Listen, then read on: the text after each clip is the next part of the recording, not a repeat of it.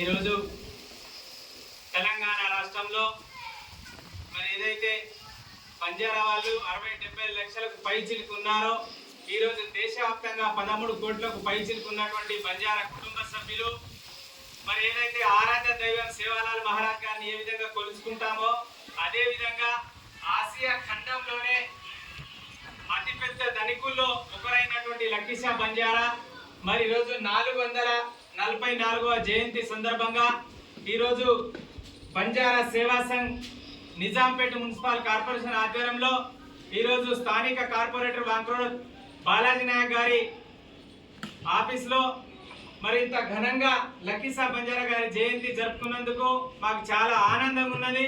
ఎందుకంటే ఈరోజు తెలంగాణ రాష్ట్రంలో ప్రతి తండాల్లోనే కాకుండా యావత్తు భారత అవనిలో ప్రతి ఒక్క ఇంటిలో ఆదర్శవంతుడిగా ఈ పురుషుడు మరి లక్కీషా బంజారా చేసినటువంటి ఘన చరిత్ర మనందరికీ తెలుసు.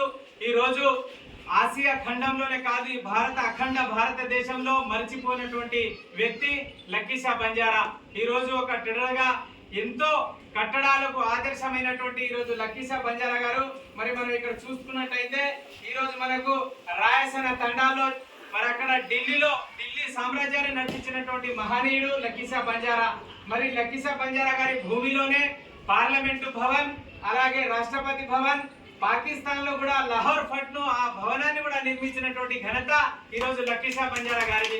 అందుకోసానికి ఇలా చెప్పుకుంటూ పోతే మధ్యప్రదేశ్ లోని ఒక దరిదాపులా 1300 ఎకరాల్లో కూడా మంచినీటి కొరత ఉంది కాబట్టి ఆ ప్రజలకు అందుబాటులో చెరువును తవ్వించి కూడా ప్రతి ఒక్క పేదవాడి గొంతును తడిపినటువంటి చరిత్ర కూడా లక్కీషా బంజారా గారిది.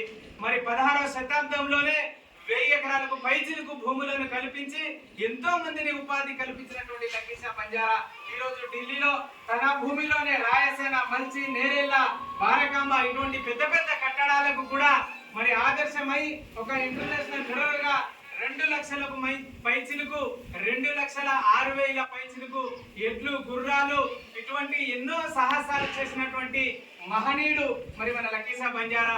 2,000 పైచిలుకు ఎడ్ల బండి, 2,70,000 మంది పనిచేసే వాళ్ళకి అంతమందిని ఉపాధి కల్పించి ఈరోజు ప్రపంచ దేశాలే గర్వించదగ్గ అంత పైకి ఎదిగినటువంటి లక్కీషా బంజారా మన జాతిలో పుట్టడం నిజంగా మనం ఎప్పుడో చేసుకున్నటువంటి సుకృత పూర్వం అనుకుంటా తెలియజేసుకుంటూ మరి ఈరోజు మనమంతా ఈ అవనిపై మనం ఉన్నన్ని రోజులు లక్కీషా బంజారా గారి జీవిత చరిత్రను పాఠ్య పుస్తకాల్లో చేరే విధంగా అలాగే మనకు ముందు తరాలకు కూడా ఆయన చరిత్ర తెలియవలసిన బాధ్యత మనపై ఉన్నది. కాబట్టి మనం అందరం కలిసికట్టుగా ఆయన ఆశయాలు నిర్వహించడానికే మనం అందరం ముందుకెళ్ళాలి. కాబట్టి మనమంతా మరొకసారి కూడా ఆయనకు జన్మదినోత్సవ శుభాకాంక్షలు తెలియజేసుకుంటూ మరి ఒక మనిషికి 100 సంవత్సరాలు అయినప్పటికీ దానికంటే పైచిలుకు 100 సంవత్సరాల కంటే ఇంకా 2-3 నెలలు ఎక్కువనే బతికినటువంటి చరిత్ర అయినది.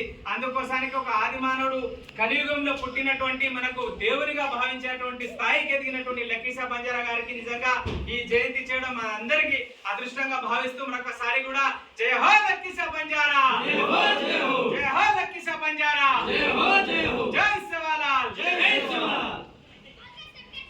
జస్ట్ ఒక ఫోటో తీసుకున్నాను.